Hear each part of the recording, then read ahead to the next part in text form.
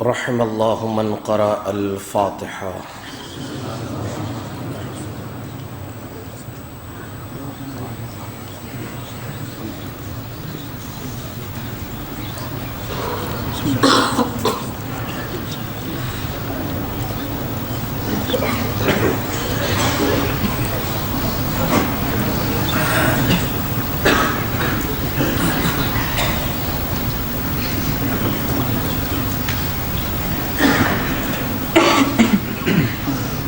أعوذ بالله السميع العليم من الشيطان اللعين الرجيم. بسم الله الرحمن الرحيم. الحمد لله الذي إليه مصائر الخلق وعواقب الأمر. نحمده على عظيم إحسانه ونير برهانه ونوام فضله وامتنانه، حمدا يكون لحقه قضاء ولشكره أداء، وإلى ثوابه مقربا ولحسن مزيده موجبا. والصلاة والسلام والتحية والإكرام على أمينه وحبيبه وخيرته من خلقه وحافظ سره ومبلغ رسالاته، العبد المرتضى والنبي المجتبى والرسول المصطفى أبي القاسم محمد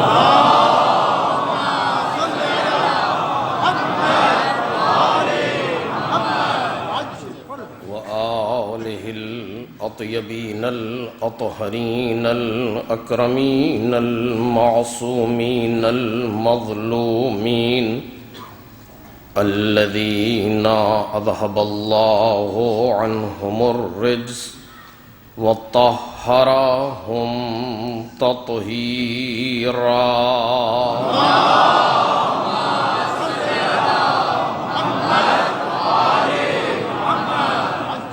لا سيما ابن الزهراء بقية الله وآيته الكبرى، واللعنة الأبدية على أعدائهم أجمعين. أما بعد، فقد قال الله الكريم في الذكر الحكيم: وجعلناهم أئمة يهدون بأمرنا وأوحينا إليهم فعل الخيرات وإقام الصلاة وإيتاء الزكاة وكانوا لنا عابدين.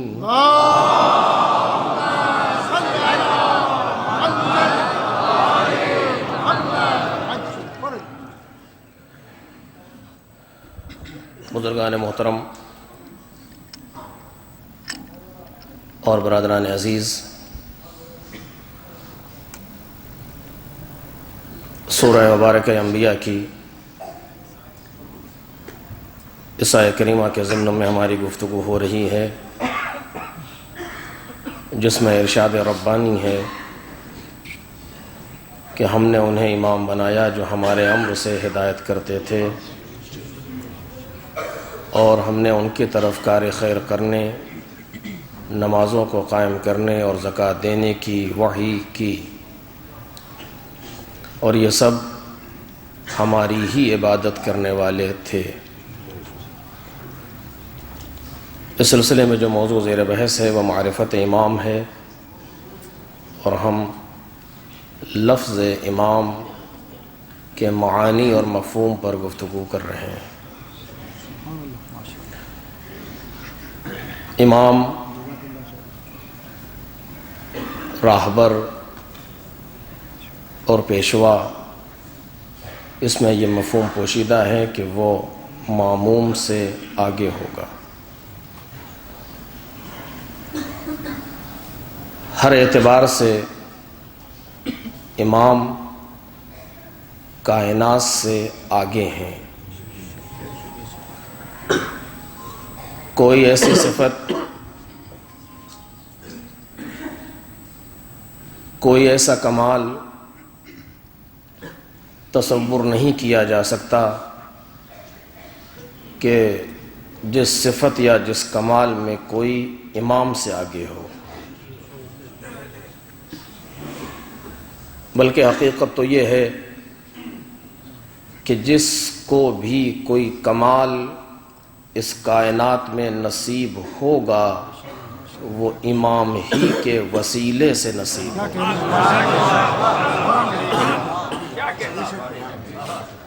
وہ ادوار ما سبق ہوں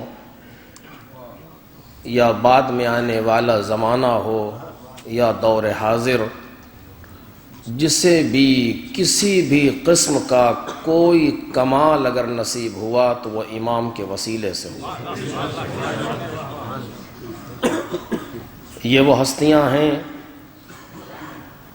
جو مقصد کائنات ہیں، یہ وہ ہستیاں ہیں جو معرفت باری تعالی کا ذریعہ ہیں، یہ وہ ہستیاں ہیں کہ جن کے لیے یہ پوری کائنات خلق کی گئی۔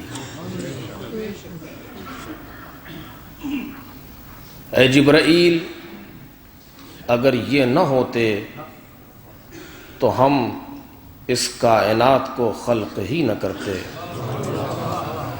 یہ جو کچھ تم دیکھ رہے ہو یہ سب خلق ہوا ہے ان لوگوں کے لیے جو چادر کے نیچے جمع ہیں۔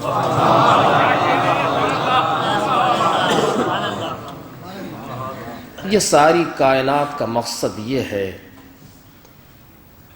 یعنی کیا کہ یہ پوری کائنات ان کے لیے خلق ہوئی۔ میں نے سال گزشتہ اس لفظ پر 10 دن تک گفتگو کی تھی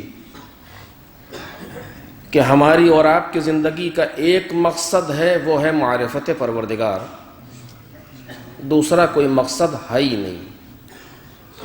ایک مقصد ہے معرفت پروردگار، اس پر میں نے سال گزشتہ پورے 10 دن گفتگو ہوئی تھی جو مجھ سے ہو سکا، اور یہ معرفت پروردگار بغیر محمد اور آل محمد ممکن ہی نہیں ہے۔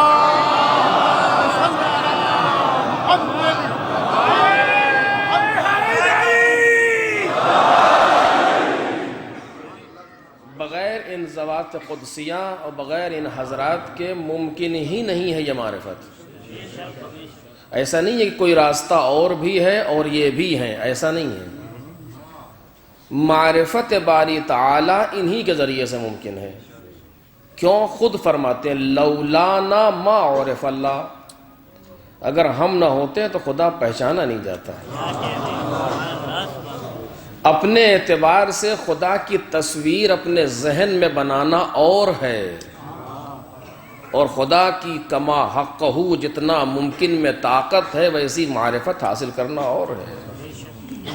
اس معرفت کا واحد ذریعہ ہیں یہ حضرات، اور یہ گفتگو سال گزشتہ ہوئی تھی اور اس سال کہ اب ان حضرات کی معرفت ہماری ذمہ داری ہے تاکہ ہم انہیں پہچانیں، نتیجتاً خدا پہچانا جائے۔ شاید جملہ آپ کو عجیب سا لگا ہو، لیکن یہی ہے کہ ہم ان کو پہچانیں، نتیجتاً خدا پہچانا جائے، کیونکہ خدا کے پہچاننے کا کوئی راستہ ہی نہیں۔ میں معرفت بالنورانیہ پر گفتگو کرنا چاہ رہا تھا سال گزشتہ بھی اور سال بھی، لیکن نہیں کر سکا۔ نہیں معلوم کیا وجہ ہے کہ نہیں پہنچ پا رہا ہوں، لیکن بالآخر کوئی اور راستہ ہے ہی نہیں۔ یہی حضرات ہیں کہ جو معرفت پروردگار کا وسیلہ ہیں، ذریعہ ہیں، سب کچھ یہی ہیں۔ ان کے علاوہ کسی کے پاس کوئی راستہ نہیں ہے. میں نے کل بھی غالباً یا پرسوں کی تقریر میں اس حدیث کی طرف اشارہ کیا جس میں امام نے فرمایا، سرکار سید الشہداء نے علیہ آلاف التحیت والثناء، کہ جب اس نے سوال کیا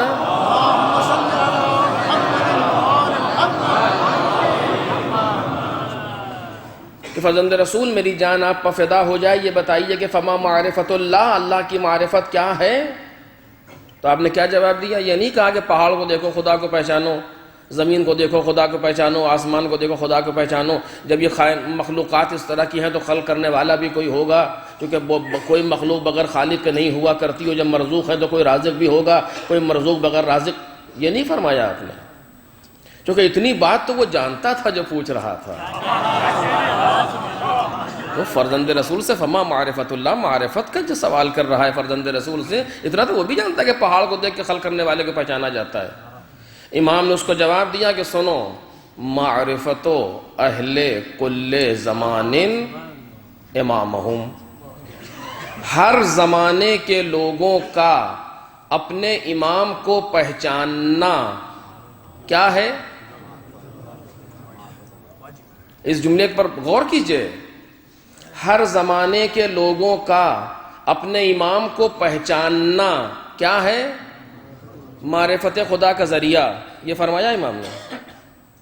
معرفت خدا کا طریقہ، یہ فرمایا امام نے. معرفت خدا کا وسیلہ، یہ فرمایا امام نے؟ نہیں. اس کا سوال ہے فما معرفت اللہ، اللہ کی معرفت کیا ہے؟ اور وہ بھی پوچھنے والا بھی عجیب ہے. خالق کی معرفت نہیں پوچھ رہا، رازق کی معرفت نہیں پوچھ رہا، کسی صفت کے ذریعے سے خدا کی معرفت نہیں پوچھ رہا، اسم جلالہ کے ذریعے سے پوچھ رہا ہے جو مجموعہ صفات جلال و جمال الہی ہے. فما معرفت اللہ، اللہ کی معرفت کیا ہے؟ کیونکہ ممکن ہے کہ آپ رازق کی معرفت کرائیں رزق کے عنوان سے، آپ خالق کی معرفت کرائیں خلقت کے عنوان سے. میں نے اسی سال اشارہ کیا ہے اس کی طرف کہ امام حسین علیہ السلام کو بعنوان پیاسا پہچاننا اور ہے، امام حسین علیہ السلام کو بعنوان مظلوم پہچاننا اور ہے. کیونکہ وہاں امام حسین بعد میں ہے، مظلومیت پہلے ہے. امام حسین بعد میں ہے، پیاس پہلے ہے. نہیں، ان صفات کے ذریعے سے پہچاننا تو ہر انسان پہچان سکتا ہے اس اعتبار سے، لیکن امام حسین کو امام حسین کی حیثیت سے پہچاننا اس کے لیے آسان مسئلہ نہیں ہے. یہ مومنین کا قلب چاہیے، جیسا کہ حدیث سے بیان کیا گیا. اسی طریقے سے پروردگار عالم کو بعنوان خالق پہچاننا دوسرا مسئلہ ہے، نسبتاً آسان ہے. پروردگار عالم کو بعنوان رب پہچاننا دوسرا مسئلہ ہے، لیکن پروردگار عالم کو بعنوان اللہ پہچاننا، توجہ کیجئے، کہ جہاں سارے صفات ایک جگہ جمع ہو جائیں. خالق پر جو ہم گفتگو کرتے ہیں تو خالقیت مد نظر ہوتی ہے، رازقیت نہیں. جب ہم رازق پر گفتگو کرتے ہیں تو رازقیت مد نظر ہوتی ہے، رحمانیت نہیں. جب ہم رحمان پر گفتگو کرتے ہیں تو رحمانیت مد نظر ہوتی ہے، قہاریت نہیں. یہ سارے صفات جدا جدا دیکھے جاتے ہیں تمام لفظوں میں. آپ مجھ سے بہتر جانتے ہیں، خالق یعنی خلق کرنے والا. تو جو ہم خلق کرنے والے پر گفتگو کریں گے تو ساری گفتگو ہماری خلقت سے مربوط ہوگی. رازق یعنی رزق دینے والا، جب اس پر گفتگو کی جائے گی تو ساری گفتگو رزق پر سے مربوط رہے گی. یہ اور بات ہے کہ وہی ہے جو خالق ہے، وہی ہے جو رازق ہے، وہی ہے جو رب ہے، لیکن ہماری گفتگو مربوط بے رزق ہوگی. رازق کے مسئلے میں ہماری گفتگو مربوط رہے گی خلقت سے خالق کے مسئلے میں.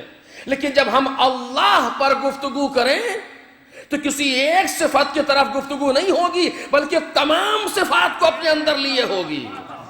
توجہ فرما رہے ہیں آپ، یہ سخت مسئلہ ہے چونکہ مجموعہ ہے تمام صفات جلال و جمال کا، جس کو لفظ اللہ سے یاد کیا جاتا ہے، اور اللہ بھی اس کے لیے زیادہ لفظ ہے.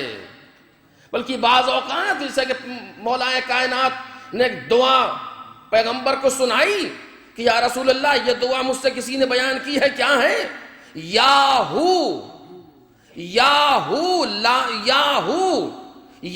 من لاہ الا ہو۔ توجہ کریں، لفظ اللہ بھی ہمارے اور آپ کے سمجھنے کے لیے ہے، وہ اتنا واحد و احد ہے کہ اس کے لیے الفاظ بھی نہیں مل رہے اس کی شان کو بیان کرنے کے لیے۔ یاہو اے وہ، یا من لاہو اے وہ کہ جس کے علاوہ کوئی نہیں، اللہ سوائے اس کے۔ اس لفظ کے ذریعے سے مولا کائنات دعا کر رہے ہیں، یاہو یا من لاہو اللہ، پیغمبر کرتے ہیں یا علی یہ اسم اعظم ہے، توجہ کریں، یا علی یہ اسم اعظم ہے جس سے تم دعا کر رہے ہو۔ آپ دیکھ رہے ہیں لفظ اللہ بھی زیادہ لگ رہا ہے الفاظ کے اعتبار سے اس کو بیان کرنے کے لیے، اور وہ آ کر کے پوچھتا ہے یا ابن رسول اللہ جعلت فداک بے ابی انت و امی، ہم آپ پر فدا ہو جائیں، ہمارے ماں باپ آپ پر قربان ہو جائیں۔ فما معرفت اللہ، اللہ کی معرفت کیا ہے؟ میں نے سالے گزشتہ 10 دن اس پر گفتگو کی، اللہ کی معرفت کیا ہے؟ امام فرماتے ہیں معرفتو اہل کل زمان امامہم، ہر زمانے کے لوگوں کا اپنے امام کو پہچاننا۔ سوال یہ نہیں ہے کہ اللہ کو پہچاننے کا ذریعہ بتائیے، اللہ کی معرفت کا طریقہ بتائیے، اللہ کی معرفت کے اسباب بتائیے، نہیں، اللہ کی معرفت کیا ہے؟ امام نے بھی یہ نہیں کہا کہ ہر زمانے کے لوگوں کا اپنے زمانے کے امام کو پہچان لینا ہی ذریعہ بنتا ہے معرفت خدا کا، نہیں، بلکہ معرفت خدا کیا ہے؟ معرفت امام۔ یہ نہایت دقیق مسئلہ ہے علم کلام کے اعتبار سے، اگر ہم اور آپ اسے محسوس کریں۔ معرفت خدا کیا ہے؟ معرفت امام۔ معرفت امام کیا ہے؟ معرفت خدا نہیں۔ اور خطرناک تصور کریں اس کو، یہ جملہ کون کہہ رہا ہے؟ جو خود امام وقت ہے، توجہ کیجئے، جو خود امام وقت ہے وہ یہ جملہ کہہ رہا ہے کہ معرفت اہل کل زمان امامہم، ہر زمانے کے لوگوں کا اپنے زمانے کے امام کو پہچاننا، یعنی کیا؟ یعنی مجھ کو پہچاننا، جو خود امام ہے، مجھے پہچاننا معرفت خدا ہے۔ فرزند رسول آپ خدا ہیں؟ کہ نہیں۔ پھر کہ مجھے پہچاننا معرفت خدا ہے، مطلب کیا ہوا اس جملے کا؟ توجہ کیجئے، ہے کہ نہیں خطرناک مسئلہ یہ؟ مطلب کیا ہوا اس جملے کا؟ میں نے اس پر گفتگو کی ہے، اب یہ نہیں کروں گا، آپ ذہن میں ہوگی گفتگو، اگر نہیں ہوگی جن کے ذہن میں ہے ان سے پوچھ لیجئے گا۔ ایک صلوات پڑھیں۔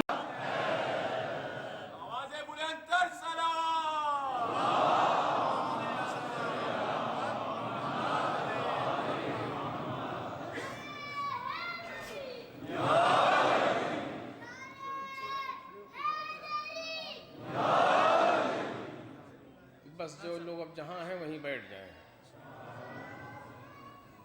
اب اس کے بعد ہال میں گنجائش نہیں، یقیناً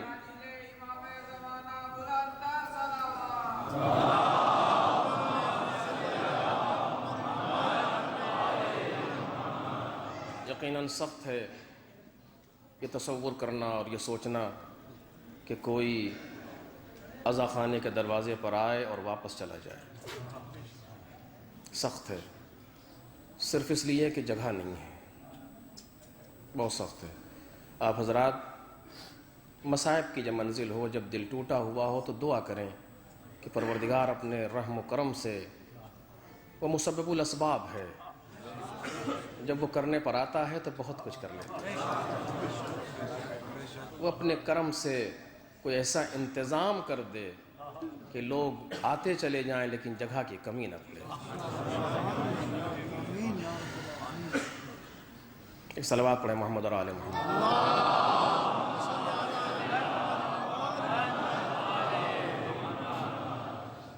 خوب بالآخر امام فرما رہے فما، اس نے کہا فما معرفت اللہ، امام نے کہا معرفت اہل کل زمان امامہم، ہر زمانے کے لوگوں کا اپنے امام کو پہچاننا۔ خود کیا ہے؟ امام ہے، یعنی مجھے پہچانو تو تم خدا کی معرفت حاصل کرو گے. آپ خدا ہیں نہیں. پھر توجہ کیجئے، میں کہہ چکا ہوں اسے سال گزشتہ. پھر کہ تم خدا کو جن چیزوں سے پہچان سکتے ہو، یعنی صفات باری تعالی، اس سے زیادہ تم اوپر نہیں جا سکتے، تو کہ ذات کی معرفت تو ناممکن ہے، محال ہے. اگر اس میدان میں آگے بڑھے تو ہلاک ہو جاؤ گے. حدیث ہے. تم خدا کو صفات سے پہچان سکتے ہو، اور صفات تمام صفات پروردگار، چونکہ لفظ اللہ ہے، تمام صفات پروردگار جس جگہ پائے جاتے ہیں اسے امام کہتے ہیں. تمام صفات باری تعالی جس جگہ سے ظہور کریں گے اس کو امام کہیں گے. ایسی ذات کو امام کہا جاتا ہے. اب اس کا مطلب یہ ہوا کہ ہماری زندگی کا مقصد تھا معرفت خدا، لیکن وہ ہمارے زندگی کا مقصد جو معرفت خدا تھا وہ حاصل ہوگا معرفت امام سے. لہٰذا ہماری زندگی کا مقصد ہے اپنے امام کو پہچاننا. اپنے امام کو پہچاننا. کتنا پہچانتے ہیں اپنے امام کو یا آپ مجھ سے بہتر جانتے ہیں. جتنا جس میں گنجائش ہے، میں کہنا نہیں چاہتا بعض چیزوں کو، جس میں جتنی ظرفیت پائی جاتی ہے، جس کے اندر جتنی استعداد پائی جاتی ہے، اس اعتبار سے امام کو پہچانے، اس اعتبار سے اپنے امام کی معرفت حاصل کرے. میں اسی لفظ گفتگو کر رہا ہوں اور جہاں تک پہنچنا چاہ رہا تھا آیت کے حوالے سے نہیں پہنچ سکا، لیکن بالآخر لفظ امام یعنی امام سب سے آگے رہنے والا. کائنات میں کوئی چیز ایسی نہیں ہے جو امام سے آگے نکل جائے کسی بھی صفت میں، چونکہ تمام صفات الہی کا ظہور امام سے ہے. صفات خدا کا جو بھی صفت پروردگار ہے ظاہر ہوگی تو امام سے ظاہر ہوگی. یعنی امام ہر صفت کے لیے مصدر قرار پا رہا ہے اس کائنات میں. اور امام وہ ہے جس کی اپنی صفات نہیں، ساری صفات پروردگار کی صفات ہیں. توجہ کیجئے، ساری صفات پروردگار کے صفات ہیں. شاید یہی وجہ ہے کہ جب امام کائنات میں تشریف لاتے ہیں تو سب سے پہلے سجدہ کرتے ہیں. سب سے پہلے سجدہ کرتے ہیں تاکہ تم پہچان لو کہ ہم جسے سجدہ کر رہے ہیں وہ کون ہوگا. ایک صلوات پڑھیں محمد اور آل محمد.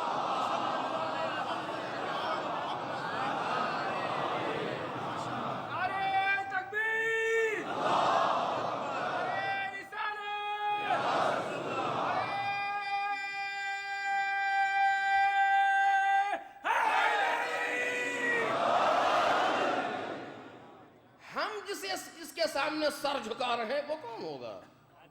تم ہماری صفات تک نہیں پہنچ سکتے. یہ میں نہیں کہہ رہا ہوں، یہ حدیث کے فقرے ہیں. نزلونا عن الربوبیہ، غالباً امام صادق علیہ السلام.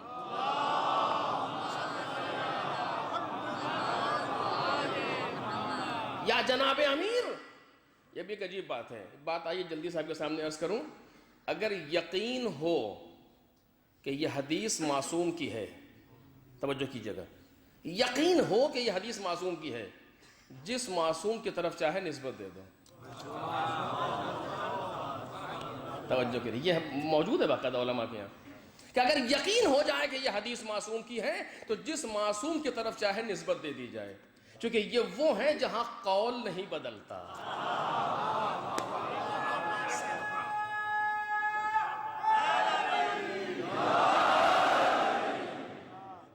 یہ وہ ہیں جہاں اتنا اتحاد ہے فکری اعتبار سے، عملی اعتبار سے، اخلاقی اعتبار سے کہ دنیا انگوش بدندہ رہ جائے. اب یہاں تک بات آ گئی ہے، میں ایک بریکٹ میں جلدی سے ایک جملہ آپ سے کہہ کر کے آگے بڑھ جاؤں تاکہ ہمارے بچے یاد رکھیں ان چیزوں کو. یہ وہ ہیں کہ جہاں خود فرماتے ہیں کبیرنا و صغیرنا سوا، ہمارا چھوٹا بڑا برابر ہے، کوئی فرق نہیں ہے. ایک وقت میں کئی امام ہیں. مثلا بعض ایسا وقت آیا ہے کہ جہاں 4 امام بیک وقت موجود ہیں. اور آپ بتائیے کون سا وقت انعام ہے اگر کوئی بتائے کہ جس وقت 4 امام ایک وقت میں موجود ہے. 3 امام تو زیادہ ایک وقت میں ہیں، 4 امام. مثلا کربلا کے اندر 4 امام موجود ہیں. 2 امام تو ہر زمانے میں رہے تقریباً حضرت حجت تک. کربلا کے اندر 3 امام موجود ہیں, لیکن ایک وقت میں 4 امام ہیں. یہ کون سا وقت تھا آپ جانتے ہیں؟ یہ 2 سال کا زمانہ ہے, سن 38 سے 40 تک. چونکہ سن 38 ہجری میں امام زین العابدین کی ولادت ہے.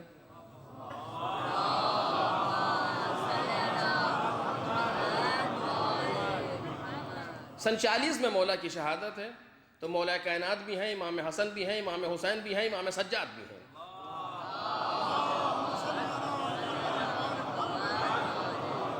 دیکھیں ایک وقت میں 4 امام, جہاں 62 برس کے مولا کائنات کا جو حال ہے وہی 2 برس کے سجاد کی کیفیت ہے.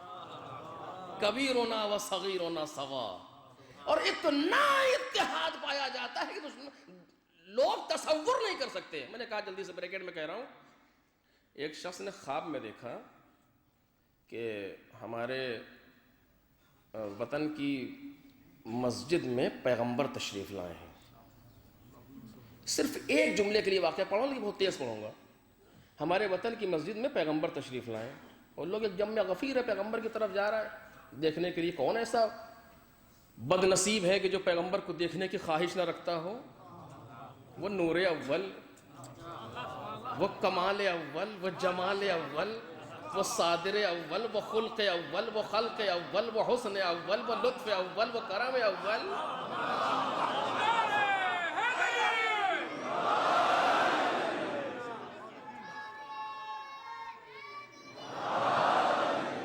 کون ہے جو ان کو دیکھنے کی خواہش نہ رکھتا؟ میں بھی بھاگا سب مجمع کے پیچھے, جا کر کے دیکھا تو پیغمبر مسجد میں تشریف فرمائے. لوگ پیغمبر کو جا رہے ہیں, سلام کر رہے ہیں, جواب سلام. سب پیغمبر کے سامنے کھجور کا طبق رکھا ہے, خرما, اور اس میں سے پیغمبر اٹھا کے سب کو دے رہے ہیں. میں قریب گیا, میں نے بھی دامن پھیلائے, پیغمبر میں نے دامن میں ڈال دیے کھجور کے, اور جب میں نے اسے گنا تو 18 دانے تھے. اور اس کے بعد آنکھ کھل گئی. آپ سوچیے جب ایسا انسان خواب دیکھتا ہے تو سب سے پہلے کیا ہوتا ہے؟ موت. 18 سال زندہ رہوں گا, 18 مہینے زندہ رہوں گا, 18 ہفتے زندہ رہوں گا, 18 دن زندہ رہوں گا, 18 گھنٹے اسی میں لگا ہوا ہے. 2-1 دن کے بعد پتہ چلا کہ امام رضا علیہ السلام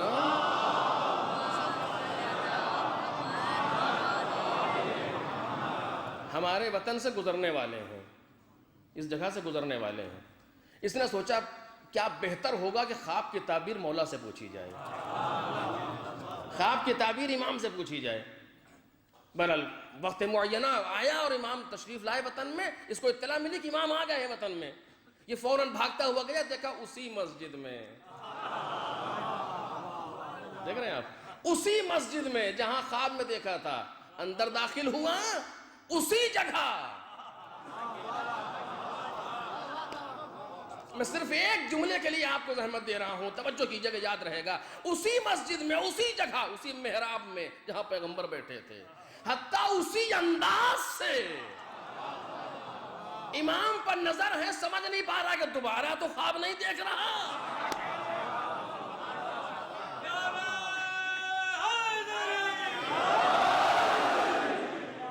دوبارہ تو خواب نہیں دیکھ رہا. یہ کیا ہے؟ یہ تو بالکل وہی کیفیت ہے, مبہوت ہے یہ کہ یہ کیا ہو رہا ہے. سب کے ساتھ صف میں لگا ہوا, امام تک پہنچا, سلام جواب سلام, اور امام نے اٹھا کے 1 مٹھی کھجور ڈالی. بس جیسے ڈالی فوراً گنا, باہر نکلنے کا بھی انتظار نہیں, فوراً گنا وہی 18 دانے. اب تو حیرت کی اور انتہا نہ رہی کہ یہ کیا ہوا.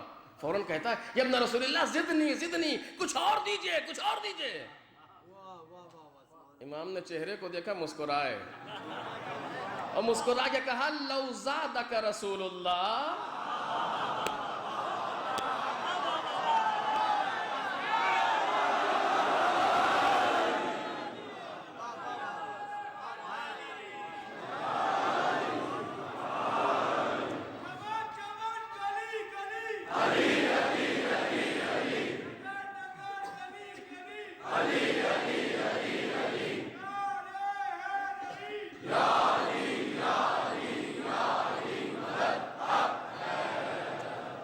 لو زادک رسول اللہ لزدتہ، اگر رسول خدا نے اور دیے ہوتے تو میں بھی دے دیتا. انداز سے انداز، علم سے علم، طریقے سے طریقہ، دیکھ رہے ہیں آپ بالکل وہی، کہیں پہ کوئی فرق نظر نہیں آ رہا. لیکن یہاں پر تاریخ لکھ کے خاموش ہو گئی. وہ تو خاموش ہو گئی، میں نہیں خاموش ہوں گا. ایک جملہ آپ کے حوالے کر رہا ہوں جس کے لیے میں نے زحمت میں عرض کیا آپ سے کہ واقعے کو واقعے کی طرح پڑھ لینا اور ہے، لیکن واقعے سے اپنی ہدایت کے لیے گوشے تلاش کر لینا یہ علماء کی ذمہ داری ہے، جنہوں نے تلاش کر کے ہم جیسے طلاب تک پہنچائے ہیں. خوب انداز سے انداز ساری چیزیں. پیغمبر کی شہادت کس سن میں ہے؟ سن 11 ہجری. امام رضا کی ولادت کس سن میں ہے؟ 148 ہجری. یعنی پیغمبر کے دنیا سے جانے کے 137 سال کے بعد دنیا میں تشریف لائے، اور اس کے بعد اس جگہ سے گزر رہے ہیں. امام ہیں 128 میں امام کاظم کی شہادت ہے، یہاں سے 183 میں امام کاظم کی شہادت، 128 ولادت، یہاں سے گزر رہے ہیں. یعنی پیغمبر کے دنیا سے جانے کے 1.5 صدی بعد. توجہ کیجئے، اس نے خواب میں پیغمبر کو دیکھا ہے جنہیں گئے ہوئے 150 سال ہو چکے، اور امام گزر رہے ہیں. اگر امام اس طرح کہتے 1 2 3 5 12 14 16 17 18 بس اتنا ہی تجھے رسول اللہ نے دیا تھا، تو کیا علم ظاہر نہ ہوتا؟ اس نے ابھی خواب بتایا بھی نہیں، اس نے گنتی بتائی بھی نہیں، لیکن امام دے رہے ہیں 150 سال کے بعد. لیکن یہ نہیں کیا امام نے، ایک مٹھی کھجور اٹھائی اور ڈال دی. امام نے گن کے نہیں دیا، اس نے گنا. ایک لفظ کہنا چاہ رہا ہوں، اس کے لیے میں نے زحمت دی ہے آپ کو. امام نے نہیں گن کے دیا، اس نے گنا تو 18 تھے. امام نے تو مٹھی اٹھائی اور ڈال دی، وہ گن رہا ہے تو 18. اے دنیا والوں سوچو، خواب و بیداری میں جن کی فرق نہ ہو.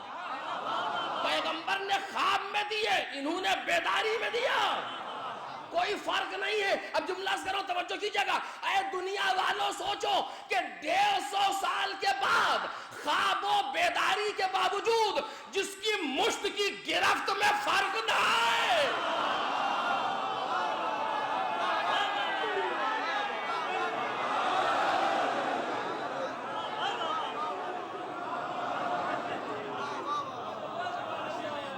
نہ پیغمبر نے گن کے دیے، نہ امام رضا نے گن کے دیے کہ مشت کی گرفت اتنی ہی ہے جتنا ہم نے اٹھایا اتنا میرا بیٹا اٹھائے گا. ایک صلوات پڑھ دے محمد اور آل محمد.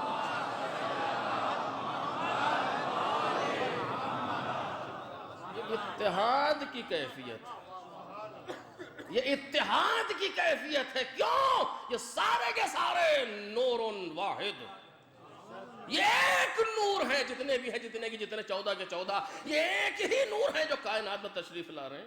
تو خیر میں عرض کر رہا تھا آپ کے سامنے کہ اب ہماری ذمہ داری ہے کہ امام کو پہچانیں.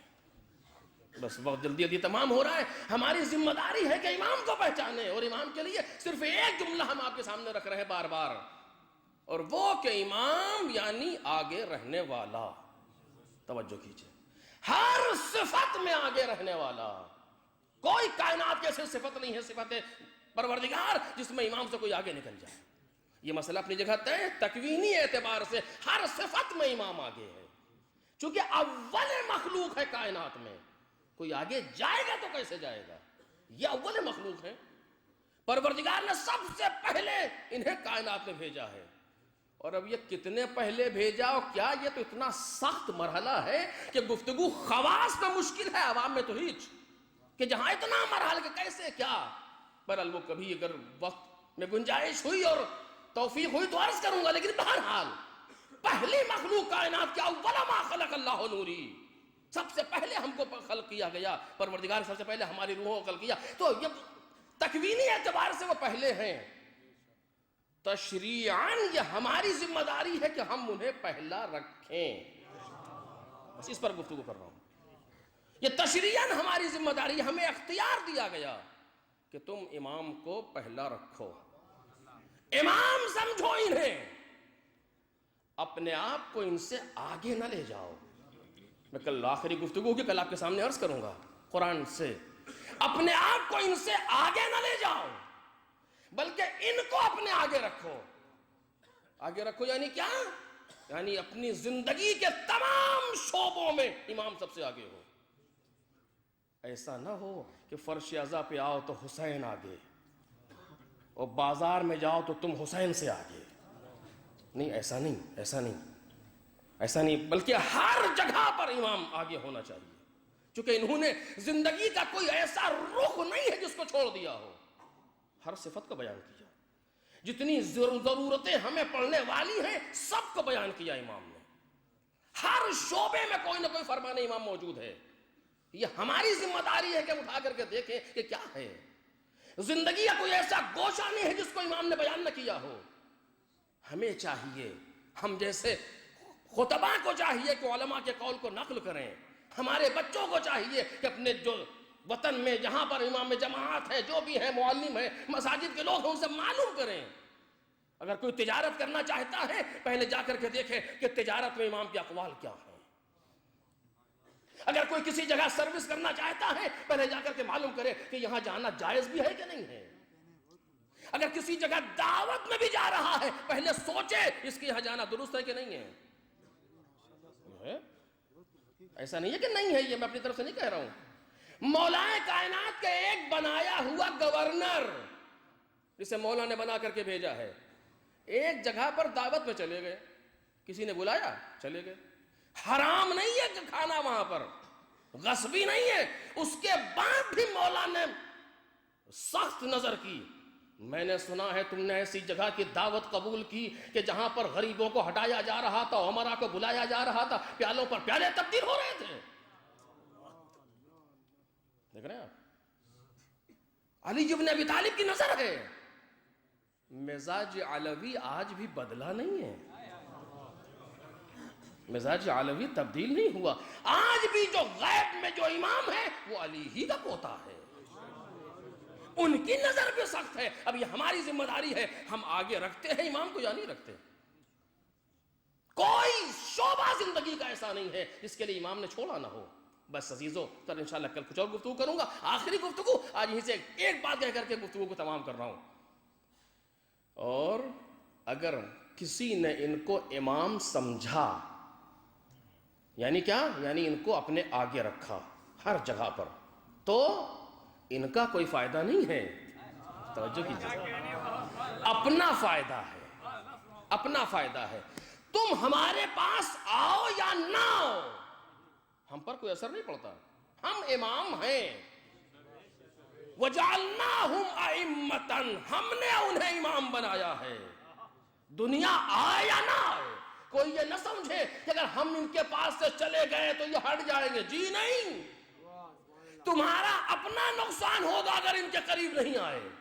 جہاں تک میری آواز جا رہی ہے لوگ سنیں، تمہارا اپنا نقصان ہے اگر امام کے قریب نہیں آئے. تمہارے آنے سے ان کا فائدہ نہیں ہے، تمہارے جانے سے ان کا نقصان نہیں ہے. اگر ہم امام سے قریب ہوں گے ہمارا اپنا فائدہ ہے، اگر ہم امام سے دور ہوں گے تو ہمارا اپنا نقصان ہے. میری خطابت نہیں ہے، خود یہ جملے امام کے ہیں. من اتاکم نجا، جو آپ کے قریب آیا اس نے نجات پا لی. ومن تخلف عنکم ہلک، اور جو آپ کے قریب نہیں آیا وہ ہلاک ہو گیا. ایک صلوات پڑھے محمد اور آل محمد.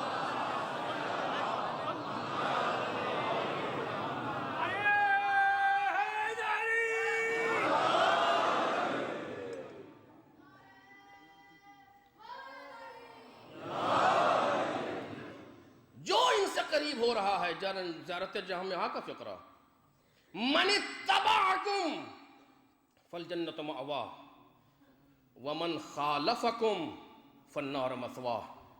جس نے آپ کا اتباع کیا اس کا ٹھکانہ بہشت ہے، جس نے آپ کی مخالفت کی اس کا ٹھکانہ جہنم ہے. یعنی جہنم کا کوئی دوسرا تصور ہی نہیں ہے. توجہ کیجئے, جہنم کا کوئی دوسرا تصور ہی نہیں ہے. جہنم نام ہے ان کی مخالفت کا, جنت نام ہے ان کے اتباع کا.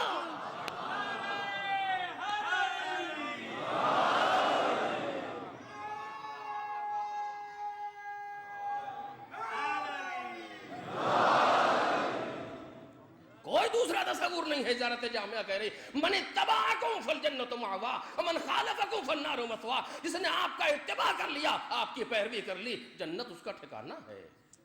اور اب توجہ کیجئے, جلدی جلدی جو بات عرض کر رہا ہوں, یعنی پروردگار عالم نے, جو میں کئی دن سے کہہ رہا ہوں, پروردگار عالم نے اس کائنات کو ڈیزائن ایسا کیا ہے.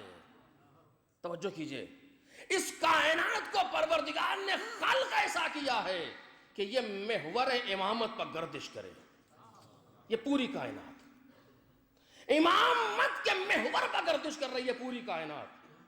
اور جو کچھ کائنات میں ہے, چاہے بعنوان دین ہو, بعنوان معرفت ہو, بعنوان ایمان ہو, جو بھی ہو, وہ سب امام سے مربوط ہے. وہ سب امام سے مربوط ہے. پوری کائنات گردش کر رہی ہے. یعنی میں کیسے عرض کروں آپ کے سامنے, توجہ کیجئے, اس کائنات میں جتنی چیزیں ہیں سب ایک دوسرے سے ریلیٹڈ ہیں. ان کا ایک ریلیشن پایا جاتا ہے آپس میں. ہر چیز, جیسے آپ دیکھیے, اگر کسی کی آنکھ میں چاقو مار دیا جائے تو اس کی آنکھ پھوٹ جائے گی. اب دعا سے کوئی مطلب نہیں ہے اس کا. اگر ہم نے اپنی آنکھ میں مار لیا تو گئی, کیوں قدرت نے بنائی ایسی ہے, ایک ریلیشن پیدا کیا ہے. اگر کسی کی گردن کو کاٹ دیا جائے گا تو انسان مر جائے گا. اب یہ نہیں کہ ہم گردن کاٹتے جہاں پروردگار مرنے مت دینا اسے, یہ ممکن نہیں ہے, کیونکہ کائنات بنائی ایسی گئی ہے. تو ایسی گردن بنا دیتا جو چاقو سے نہ کٹتی. یہ بلا وجہ کی بات ہے کہ پھر وہ گردن تھوڑی ہوتی, پتھر ہوتا, پھر تم گھماتے کیسے اسے. تو ایسی آنکھ بنا دیتا جس میں چاقو نہ لگ سکتا, کہ یہ ممکن نہیں ہے, پھر وہ آنکھ نہیں ہوتی. وہ دیکھ رہے ہیں آپ, ایک طریقہ ہے پوری کائنات میں جو حاکم ہے. اب یہ نظم کیسا ہے, اگر ہم صرف اپنے بدن کو دیکھ لیں تو ہی کتنی معرفت حاصل ہو جائے گی. لیکن اس سے بحث نہیں ہے اس وقت. یہ اس طرح بنایا ہے, یہ سب سمجھتے ہیں, پورا مجمع اس کو جانتا ہے. میں اس سے آگے ایک بات کہنا چاہتا ہوں. اس کائنات کو, جس کو ہم عالم ملک کہتے ہیں, اسے پروردگار عالم نے مربوط کیا ہے عالم ملکوت سے, عالم ارواح سے. یہاں سے وہاں کا ایک رشتہ ہے جو خدا نے برقرار کیا ہے. یہ ہمیں دکھائی نہیں دیتا, اسے ہم سمجھ نہیں پاتے. توجہ کیجئے, اس کو ہم محسوس نہیں کر پاتے. مثلا بعض ہماری زندگی میں مشکلات ایسی ہیں جو ہماری اپنی وجہ سے ہیں, ہماری اپنی وجہ سے ہیں. اگر ہم نے ماں باپ کی اطاعت نہیں کی, پریشانی آنا ہے. اگر ماں باپ کی اطاعت کی, پریشانی کو دور ہونا ہے. دیکھ رہے ہیں آپ, یعنی اطاعت والدین جو ملک کا حصہ ہے, اس کو ملکوت سے جوڑا ہے پروردگار عالم نے. توجہ کیجئے, یہ بالکل احادیث کی روشنی میں عرض کر رہا ہوں, قرآن کی آیت کی روشنی میں عرض کر رہا ہوں.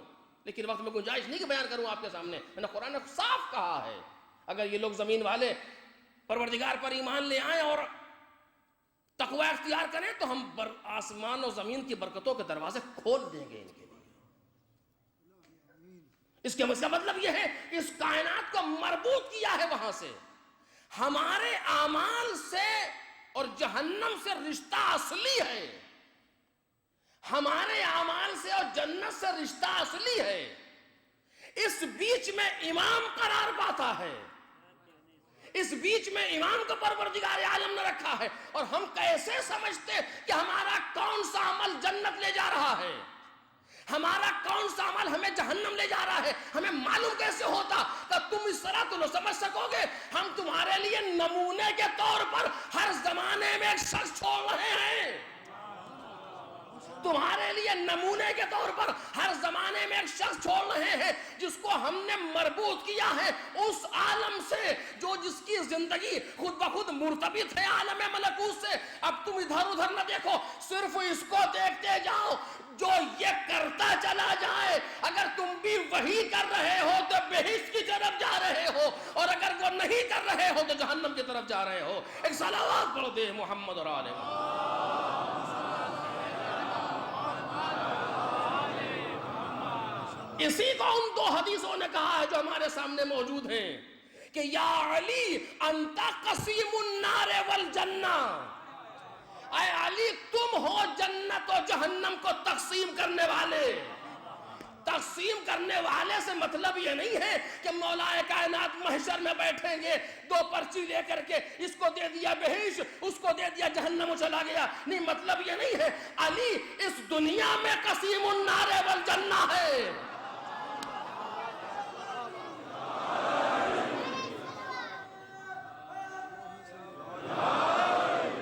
ایسا نہیں ہے کہ مولا کائنات بہشت میں کرسی لگا کے بیٹھ گئے اور جس کو دیکھا کہا کہ ہاں یہ تم وہاں گئے تھے لہذا تم بہشت میں چلے جاؤ. دوسرے کو دیکھا نہیں, ایسا مطلب نہیں ہے قیامت کا. قیامت ایسے نہیں ہے, توجہ کیجئے. کبھی وقت ہوگا تو اس پر عرض کروں گا آپ کے سامنے. بحث یہ نہیں ہے. علی اسی کائنات میں قسیم النار والجنہ ہے. علی جنت و جہنم کو یہی تقسیم کر رہے ہیں.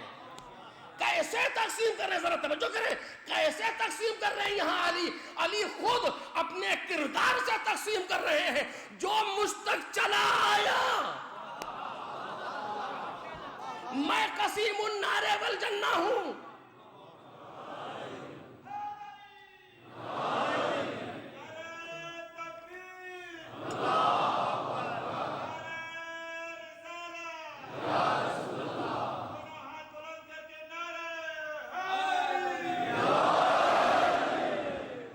یہی تقسیم کر رہے ہیں, اسی جگہ پر تقسیم کر رہے ہیں مولا کائنات. یہ نہیں کہ وہاں تقسیم کریں گے. یہ نہیں کہا یا علی انت قسیم النار والجنہ فی القیامہ.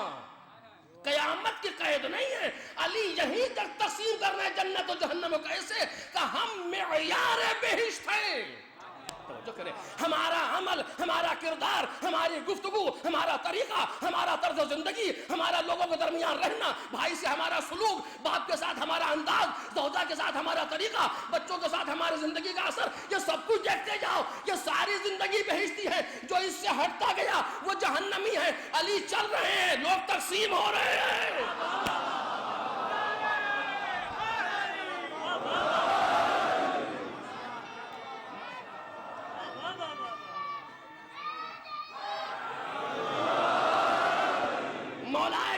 گزر رہے ہیں, لوگ تقسیم ہو رہے ہیں. وہاں تھوڑی تقسیم کیا جائے, یہی تقسیم ہو رہے ہیں. یہی تقسیم ہو رہے ہیں. اور یہ صرف اس وقت تک کے لیے نہیں ہے جب علی ظاہر بظاہر کائنات میں موجود ہے. نہیں, یہ قیامت تک کے لیے علی قسیم النار والجنہ ہے. آج بھی اگر کردار علی سے مل گیا تو بہشت, اگر کردار علی سے نہیں ملا تو ادھر. اسی لیے کہا گیا لَوِ اجْتَمَعَ النَّاسُ عَلَىٰ حُبِّ عَلِيٍّ لَمَا خَلَقَ اللَّهُ النَّارَ. اگر لوگ علی کی محبت پر جمع ہو جاتے خدا جہنم کو پیدا ہی نہیں.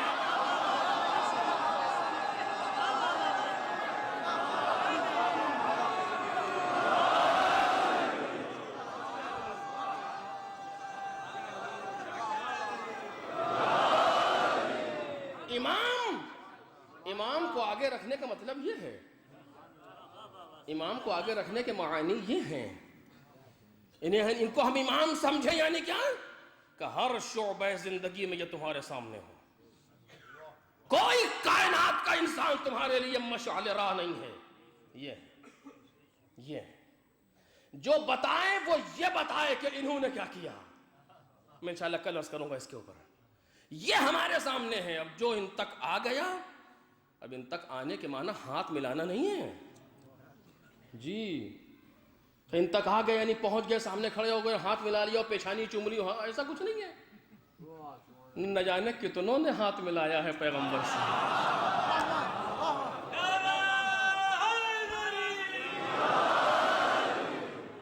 ایک لفظ جلدی سے کہوں بات میں بالکل گنجائش نہیں ہے, جلدی سے ایک لفظ کہوں آپ کے سامنے, من اتاکم نجا, جو آپ تک آ گیا اس نے نجات پا لی. آ گیا کیا مطلب؟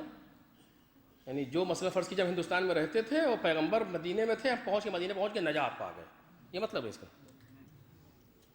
دیکھیں سب سر ہلا رہے نہیں, تو پھر کیا ہے؟ پاس آنا مسئلہ نہیں ہے. کیوں؟ قرآن مجید نے کیا کہا؟ اذا جاءک المنافقون, یہ منافق آپ کے پاس آتے ہیں اور کہتے ہیں, یعنی صرف آتے ہی نہیں ہیں, اذا جاءک المنافقون وقالوا نشہدک انک لرسول اللہ, نشہد انک لرسول اللہ, ہم گواہی دیتے ہیں کہ آپ اللہ کے رسول ہیں. یعنی پاس بھی آئے, ان کی رسالت کی گواہی بھی دی. اب کیا چاہیے سادہ آپ کو؟ قرآن نے کیا کہا؟ واللہ یعلم انک لرسولہ, خدا جانتا ہے کہ آپ اس کے رسول ہیں. واہ, تو جو انہوں نے کہا وہی خدا نے بھی کہا. اب تو مسئلہ اور حل ہو گیا کہ یہ منافق آئے اور ایک گواہی دی, اور جو گواہی دی وہ خدا نے بھی کہا کہ ہم بھی جانتے ہیں کہ وہی ہے. اب تو بالکل نجا. کہا نہیں, واللہ یشہد ان المنافقین لکاذبون, خدا گواہی دیتا ہے کہ یہ منافق جھوٹے ہیں. پیغمبر کے پاس آ کر کے رسالت کی گواہی دے رہے ہیں, مالک جھوٹے کیسے؟ سچ کی تو کہنا کہ اللہ کے رسول ہیں, اور تو بھی تو کہہ رہا ہے کہ یہ اللہ کے رسول ہیں.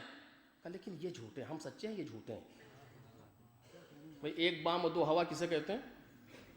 جو تو جانتا ہے بھئی یہ بھی کہہ رہے ہیں. کہا نہیں, فرق ہے, توجہ کیجئے. جھوٹ صرف یہی نہیں ہے کہ خلاف واقعہ بولا جائے, جھوٹ اسے بھی کہتے ہیں کہ دل میں کچھ ہو منہ میں کچھ ہو. یہ منافق اسی لیے جھوٹے ہیں کہ زبان پر تو کہہ رہے ہیں کہ تم اللہ کے رسول ہو, لیکن دل میں کہہ رہے ہیں ہم تو انہی کے ساتھ ہیں. ایک صلوات بولے محمد اور آل محمد.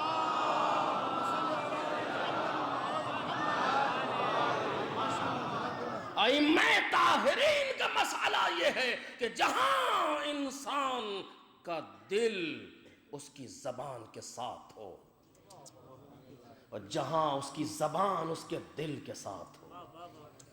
اگر زبان سے کہا لبیک یا حسین, تو پھر لبیک یا حسین. پھر اب اگر حسین کہتے کہ جان دینا ہے, تو بہانہ تراشی نہ ہو. جان کے خوف سے انسان بھاگے نہیں, مجھے نا یہ کب ہونا, یہ چیز آئے گی جب معرفت ہو امام کی, اور جب معرفت اس طریقے سے ہو کہ ہر جگہ پر امام کو آگے رکھا جائے. اور آپ دیکھیں, میری نظر میں, مجھے نہیں معلوم, اگر کوئی آپ کے پاس ہو بتائیے گا, میری نظر میں امام کی معرفت اس حیثیت سے کہ امام سب سے آگے ہو, سقائے سکینہ, حریم حسینی کی حفاظت کرنے والا, باب الحسین باب الحوائز سے بہتر کوئی نمونہ نہیں. ان سے بہتر کوئی نمونہ نہیں ہے جس کو یہاں پر رکھا جا سکے, کہ جو ہر جگہ امام کو اپنے آگے رکھتا ہے. دیکھ رہے ہیں آپ, کتنا ہی بڑا مسئلہ کیوں نہ ہو, اس کی نظر میں امام آگے. وہ یہ سوچتا ہی نہیں کہ میں کیا چاہتا ہوں, ان کے ذہن میں صرف یہ ہے میرا مولا کیا چاہتا ہے.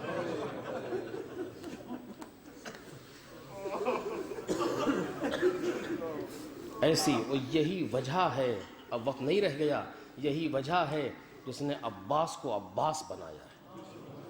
یہی چیز ہے کہ جناب عباس کے ہر شعبہ زندگی میں سب سے آگے امام تھے, چاہے وہ امام حسن ہو یا وہ امام حسین. عباس انہیں بھائی نہیں سمجھتے, جبکہ یہ بھائی ہیں. عباس انہیں اپنا امام سمجھتے ہیں.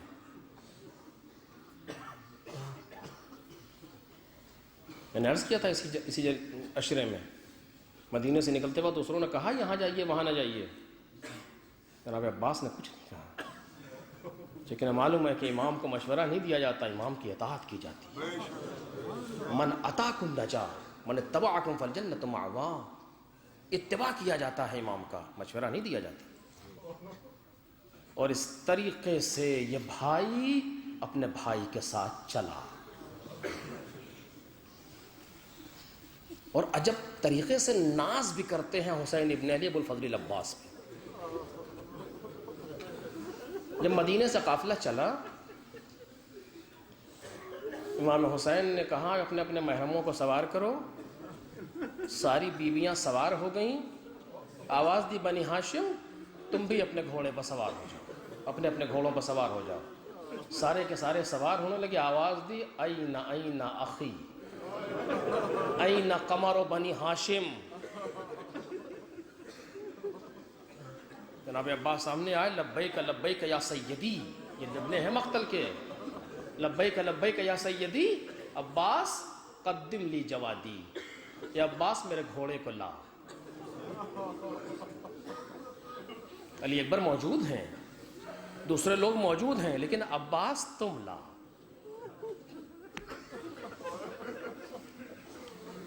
اور جب عصر عاشور خیمے سے نکلے تو کیا کہا؟ ادھر ادھر دیکھا،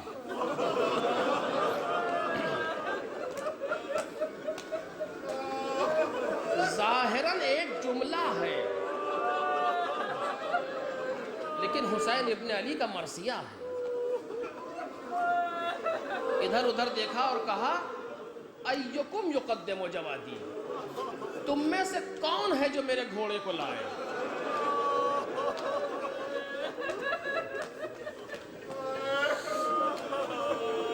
مطلب یہی تو ہے کہ میرا ناز بردار بھائی نہ رہ گیا۔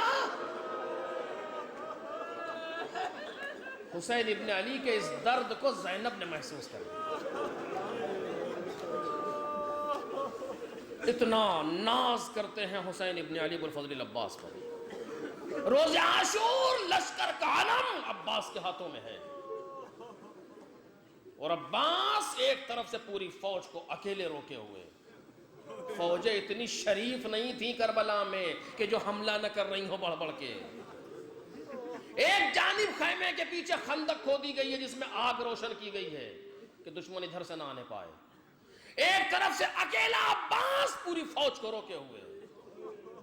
ایسا نہیں ہے کہ ابو الفضل عباس لڑے نہیں ہیں، لڑے ہیں کربلا کے میدان میں، لیکن جس طریقے سے ہر شہید لڑنے گیا وہ موقع عباس کو نہیں ملا۔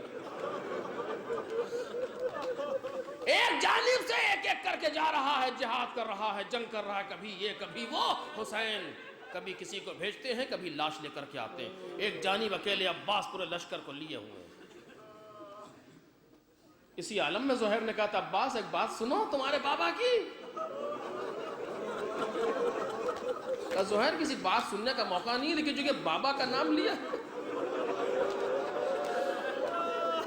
من اتبعکم فالجنۃ مأواہ، جس نے سامنے رکھا ہے ایسے ہی بتاؤ گھوڑے سے نہیں اتروں گا۔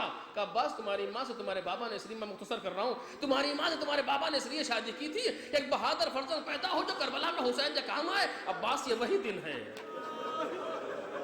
بس یہ سننا تھا۔ ایک ٹھوکر ماری، رکاب کا تسمہ ٹوٹ گیا، آواز دی اتشجعنی یا زہیر، تم مجھے جوش دلانے آئے ہو؟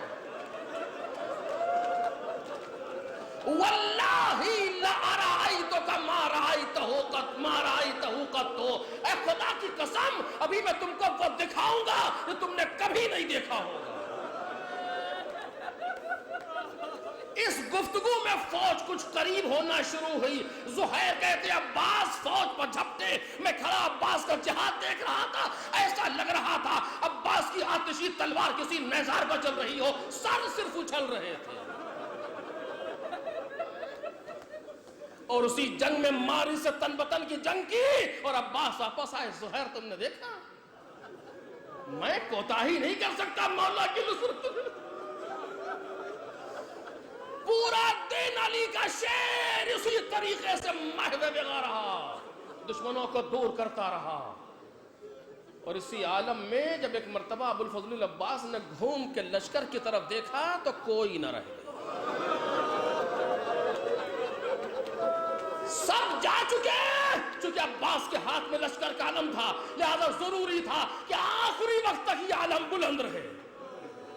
مولا نے یہ علم ابو الفضل عباس کو دیا ہے۔ عباس کی ذمہ داری ہے حسین کی ڈھارس کو برقرار رکھے، حسین کی آرزو کو برقرار رکھے۔ علم اٹھائے ہوئے عباس پورا دن فوج کو دور کرتے رہے۔ اب جب گھوم کے دیکھا تو کوئی نہیں، آنکھیں روتے روتے سرخ ہیں، چہرہ خوف خدا سے زرد ہے۔ قریب آئے، ہاتھوں کو جوڑا، مولا غلام کو بھی اجازت دے دے۔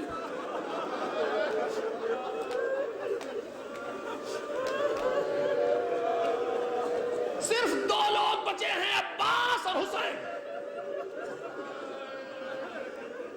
لکھا ہے امام حسین زار و قطار رونے لگے۔ جناب عباس سر جھکائے سامنے کھڑے ہیں، امام حسین رو رہے۔ اسی عالم میں ایک آواز آئی، العطش۔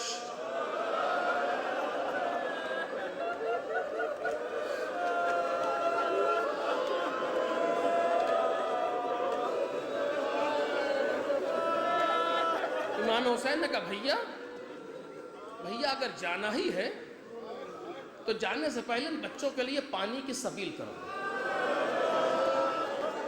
چونکہ امام حسین جانتے ہیں کہ اگر عباس جنگ کے لیے نکلا تو نقشہ کیا ہوگا، اور حسین ابن علی کو کربلا کو مکمل کرنا ہے اصغر کی شہادت پر۔ عباس کی شجاعت کو باندھ دیا حسین نے مشق سکینہ سے۔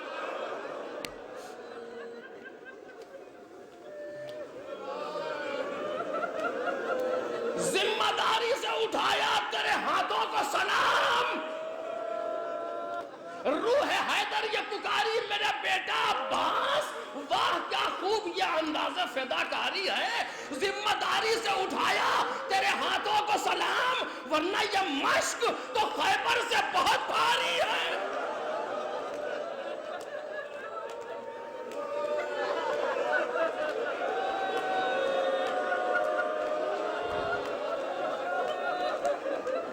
مشکیزے کو لیا،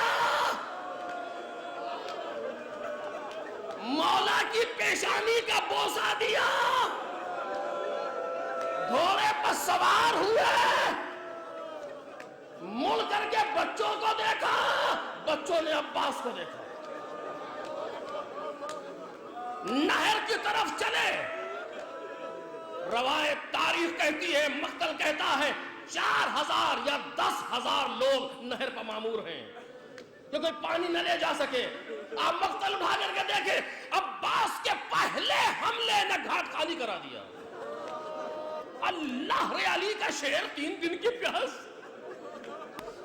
3 دن کی بھوک میں عباس کو ایک ایک کا بدلہ لینا ہے، تم نے میرے یتیم بھتیجے کو پامال کر دیا۔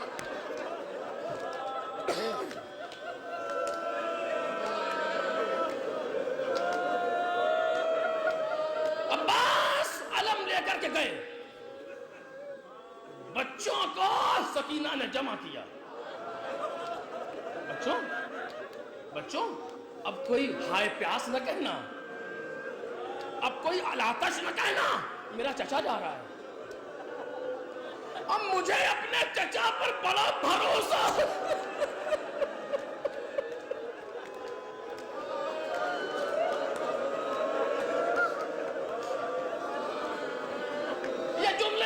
سکینہ کے اگر چچا نے وعدہ کر دیا تو میرا چچا وعدے کی خلاف ورزی نہیں کرتا۔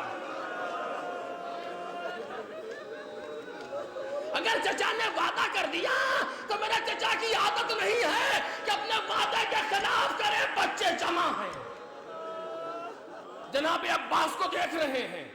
عباس نے شدید حملہ کیا، فوجیں بھاگی۔ اب عباس ترائی میں اترنا شروع ہوئے۔ اب بچوں کو عباس نظر نہیں آ رہے، سن سکیں گے آپ؟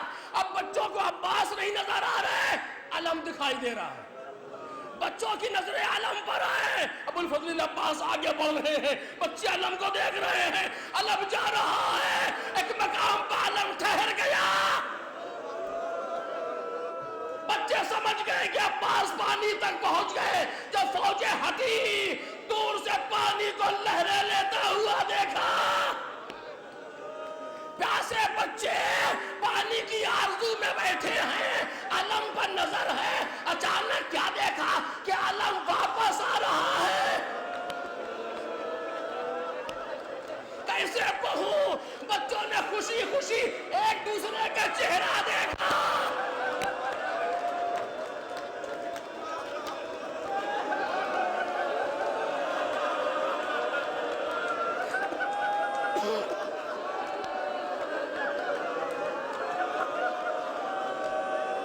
شب جمعہ ہے, زیارت حسین کی شب ہے, باب الحوائج کا ماتم ہے.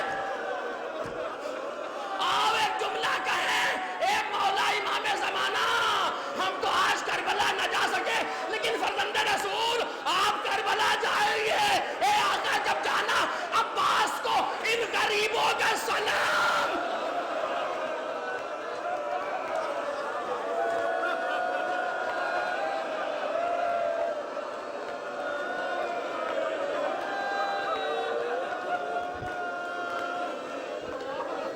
بچوں نے خوشی خوشی ایک دوسرے کا چہرہ دیکھا, علم آ رہا ہے. بچے خوش ہو رہے, ارے اب تو پانی مل جائے گا, اب تو سینے میں لگی ہوئی آگ بجھ جائے گی, اب تو پپڑائے ہوئے ہونٹ درست ہو جائیں گے.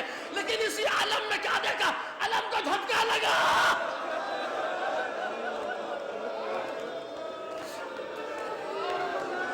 علم کو جھٹکا لگا.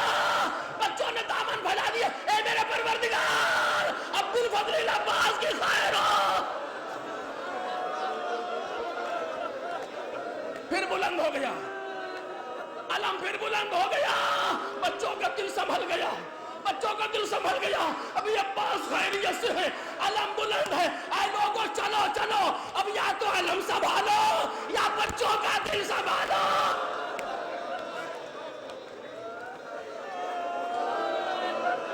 علم قریب ہوتا رہا, بچوں کا دل بڑھتا رہا. ارے کچھ دیر کے بعد پھر علم کو جھٹکا لگا, اب علم بلند نہ ہو سکا.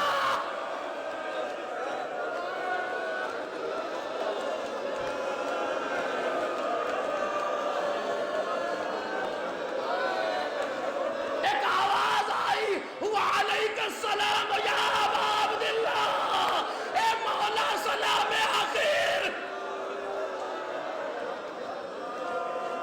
حسین مقتل کی طرف چلے, یہ کہتے ہوئے چلے, الان انکسر ظہری, اب میری کمر ٹوٹ گئی, اب میری کمر ٹوٹ گئی. ذوالجناح ایک جگہ پر آ کے رکا, اے میرے راہوار چل چل, مجھے بھائی تک پہنچا دے. ذوالجناح ٹھہرا ہوا, اب جو مڑ کے دیکھا بھیا کا کٹاؤ.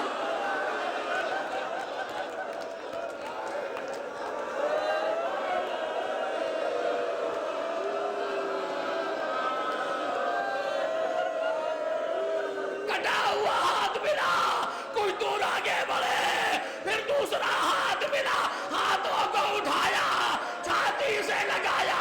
ایسا لگ رہا ہے جیسے اپنے دل کو عباس کے ہاتھوں سے سنبھال رہے.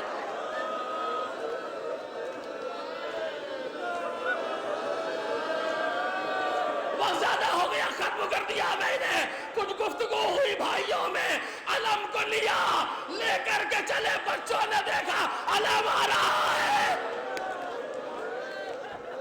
بچوں نے دیکھا علم آ رہا ہے. اے خدا, کسی بچے کی آرزو ایسے نہ ٹوٹے, کسی بچے کی امید ایسے منقطع نہ ہو جیسے کربلا میں بچوں کی ہوئی. اب جو حسین قریب آئے, بچوں نے کیا دیکھا, علم عباس کے ہاتھ میں نہیں ہے, علم امام حسین کے ہاتھ میں. بچے دوڑے, اپنے کو لپٹا دیا,